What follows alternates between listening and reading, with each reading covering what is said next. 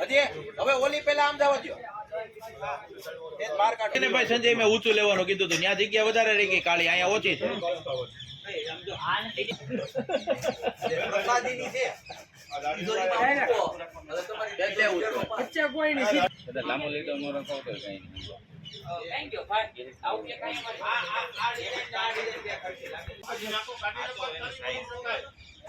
એ ક્યાં નથી આવવાના, ખાલી રેલી કરજો મને એને અડાર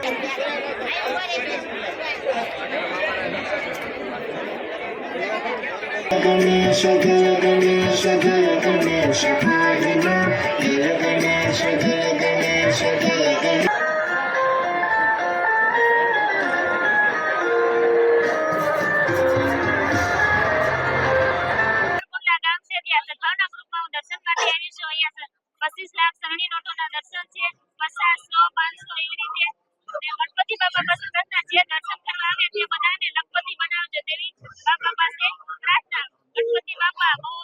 અને સાવરકુંડલામાં આવડું મોટું આયોજન કર્યું છે સદભાવના ગ્રુપે.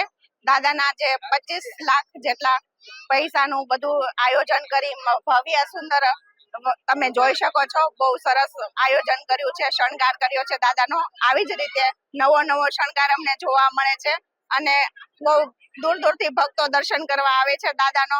અને આ રૂપ અમને દર વર્ષે જોવા મળે છે અને અમને બહુ ખુશી છે. એક અદ્ભુત રચના આજે ગણપતિ ઉત્સવમાં સાવરકુંડલા શહેરે કરી છે. સદભાવના ગ્રુપ જે પ્રકારની અલગ અલગ થીમથી ગણપતિ ઉત્સવ સાવરકુંડલામાં કર્યો છે, એમાં આજે એક નવીન કંઈક કર્યું હોય, એક નવું પાસું એમાં ઉમેર્યું હોય એવું દેખાય છે.